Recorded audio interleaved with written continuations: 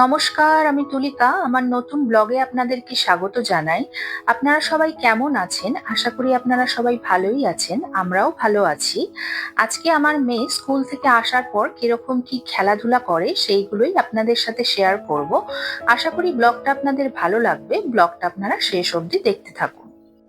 আজকে যেহেতু সোমবার, তাই সোমবার আমরা নিরামিষ খাই। সেই জন্য গ্যাসটাকে প্রথমে পরিষ্কার করে নিচ্ছি, যাতে আমিষের কোনোভাবেই ছোঁয়াছুঁয়ি না হয়। আর আজকে আমি একটু নিরামিষ সোয়াবিন রান্না করব। আমার মেয়েটা একটু সোয়াবিনটা খেতে ভালোবাসে, সেই জন্য সোয়াবিন রান্না করব। তবে তার মধ্যে আমি রসুন দেব। রসুনটাকে আমাদের বাড়িতে নিরামিষই ভাবা হয়, সেই কারণে রসুনটা একটু ইউজ করব। আমি প্রথমে এখানে টমেটো কেটে নিচ্ছি, তারপরে রসুন কিছু দিয়ে দেবো, আর আদা দিয়ে দেবো, আর অল্প একটু জিরে দেব। দিয়ে আমি মশলাটা আগে রেডি করে নিচ্ছি। আপনারাও কি নিরামিষের মধ্যে রসুনটাকে মানেন না মানেন না, আমাকে অবশ্যই কিন্তু কমেন্ট করে জানাবেন। মেয়ে আসার আগে আমাকে রান্নাটা শেষ করতে হবে, কারণ মেয়ে এসে আর বেশিক্ষণ জেগে থাকতে পারে না। অনেক সকালে স্কুলে যায় তো, তাই তাড়াতাড়ি খেয়ে আগে ঘুমিয়ে পড়তে চায়। তাই জন্য আমি তাড়াতাড়ি করে রান্নাটা আগে কমপ্লিট করে নিচ্ছি, পরে বাদবাকি কাজ সব করবো।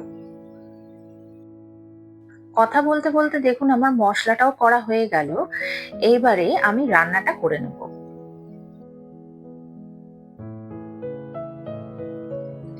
কড়াতে তেলটা ভালোই গরম হয়ে গেছে। এর মধ্যে আমি কিছু অল্প আলু দিয়ে দিচ্ছি, কারণ সোয়াবিনের মধ্যে আলু না দিলে ঠিক ভালো লাগে না। এবার আলুগুলোকে অল্প ভেজে নেব। আর এর মধ্যেই আমি একটু ফোড়ন দিয়ে দিচ্ছি, কালো জিরে ফোড়ন দিচ্ছি শুধু। আলুটা মোটামুটি ভাজা হয়ে গেছে। এবার আমি ওই মশলাটা দিয়ে দিচ্ছি। মশলাটা দিয়ে এবার কিছুটা কষাবো। নিরামিষ রান্নার একটা সুবিধা আছে, বেশি কষাতে হয় না। যেমন আমিষ রান্নায় প্রচুর কষাতে হয়, নিরামিষে অত প্রয়োজন হয় না। দেখুন তেল ছেড়ে দিয়েছে, এবার হলুদ দিয়ে দিলাম, লবণ দিয়ে দিলাম। এবারে একটু নাড়াচাড়া করে এর মধ্যে এবার সোয়াবিনটা দিয়ে দেব। আর আমার মেয়ে যেহেতু ঝাল খেতে পারে না, সেই জন্য এর মধ্যে এখন আমি ঝালটা দিচ্ছি না। আর এখানে আমি একটা ম্যাগি মশলার ইউজ করলাম। এই ম্যাগি মশলার দিলে এর টেস্টটা খুব ভালো হয়। আর আমার মেয়ে খুব এটা পছন্দ করে, এই তরকারিটা। কষানো তো মোটামুটি হয়ে গেছে, এরপরে সোয়াবিনটা দিয়ে দিচ্ছি। আর একটু নাড়াচাড়া করলেই, তেল যখন ছেড়ে দেবে এর মধ্যে জল দিয়ে ফুটিয়ে নিলেই সোয়াবিন রেডি।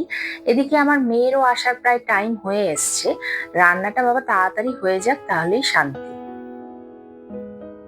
আপনারা সোমবার কারা কারা নিরামিষ খান আমাকে একটু কমেন্ট করে আপনারা জানাতে পারেন। নিরামিষ খাওয়ার দিনগুলোতে শুধু মনে হয় যেন কি রান্না করব, কি খেলে ভালো লাগবে, এই নিয়ে খুব সমস্যা হয়। আপনাদের কি এরকম হয়?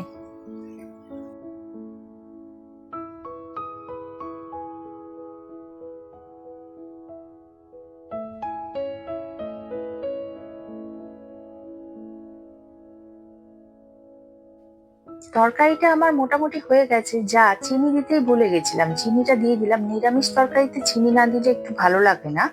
এবার একটু গরম মশলা দিচ্ছি, আর একটু ঘি দিয়ে দিচ্ছি। এবার মেয়ের জন্য তুলে রাখবো, তারপরে এর মধ্যে লঙ্কা ইউজ করব। যাক বাবা, রান্নাটা আমার পুরো রেডি হয়ে গেছে। মেয়ের আর আসতে 5 মিনিট মতন বাকি আছে। দেখি গেটের দিকে যাই।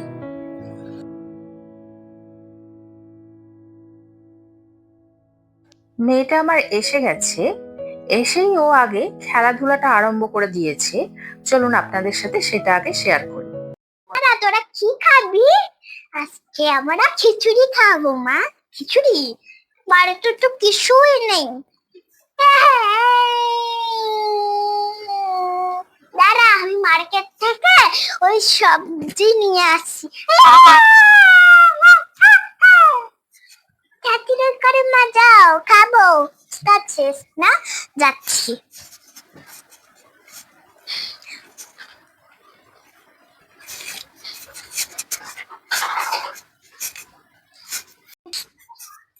এটা কত দাম?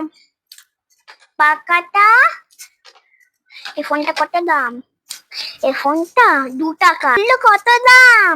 এসব 2 টাকা। 2 টাকা করে, ঠিক আছে নিয়ে নিচ্ছি।